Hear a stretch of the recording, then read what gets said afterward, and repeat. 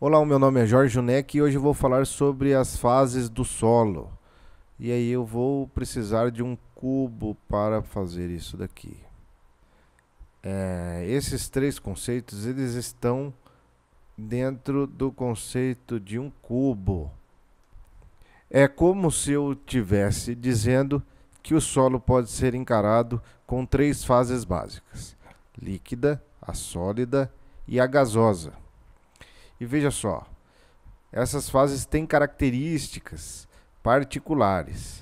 O que eu quero dizer aqui é o seguinte, que a parte líquida e a gasosa varia com o tempo, varia no solo, e a sólida não.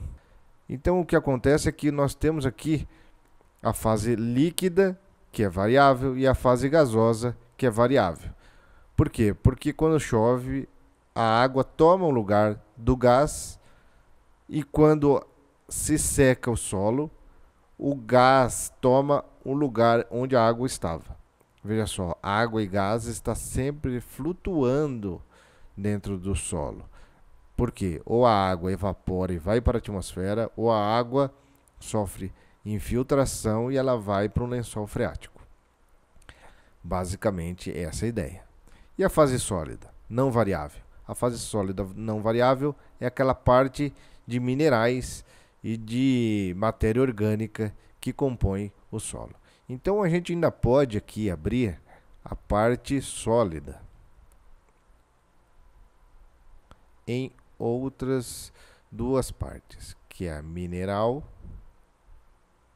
e que é a parte de matéria orgânica.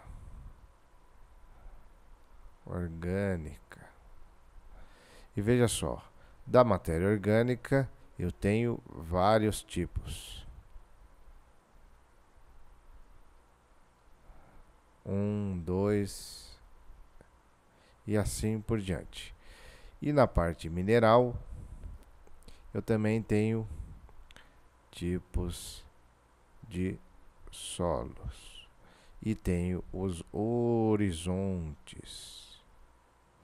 Então veja só para falar da parte sólida, a gente sabe que há na parte mineral tipos de solos diferentes e tipos de solos diferentes têm partículas diferentes, concentrações de silt, argila e areia diferentes.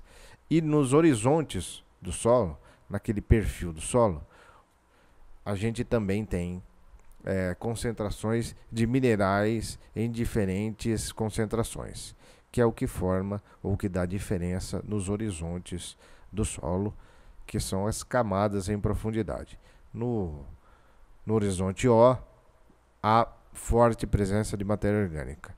Já no B, tem fraca presença de matéria orgânica. E a gente, como agrônomo, está sempre alterando essa concentração para agradar a planta. Mas vamos falar sobre irrigação. A ideia aqui é saber quanto de água tem nesse solo. E veja só que quando a gente fala do líquido, e aí eu vou abrir aqui também o caso líquido, água. Na verdade, eu estou falando de solução. E veja só, solução é água H2O mais outros. E o que eu quero dizer com outros aqui? Outros materiais, como por exemplo, nitrogênio, fósforo e potássio. A gente está sempre afetando a água, porque a gente sempre coloca nitrogênio, fósforo e potássio na água, e a gente afeta o comportamento da água no solo. E quando a gente afeta o comportamento da água no solo, a gente afeta como a planta absorve essa água, e isso é extremamente relevante. Na fase gasosa do ar, a gente não tem como abrir isso, que na verdade seria o que? A concentração do ar atmosférico ou a participação dos gases. A gente sabe que tem aí 78% de N. e 20% de oxigênio, O2, N2. Então, o que é importante da parte gasosa é saber que ela também é relevante, porque ela leva 20% de oxigênio e as raízes precisam respirar. Sem oxigênio nas raízes, as raízes começam a sofrer danos. Então, a parte gasosa é fundamental para o crescimento das plantas.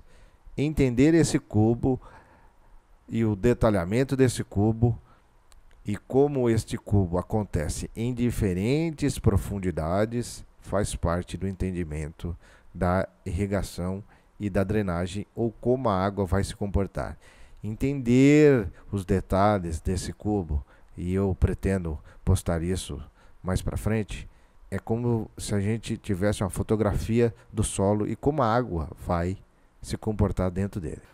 Meu nome é Jorge Junek. Visite meu blog jorgejunek.blogspot.com.br. Mais de outros você encontra lá. Até a próxima.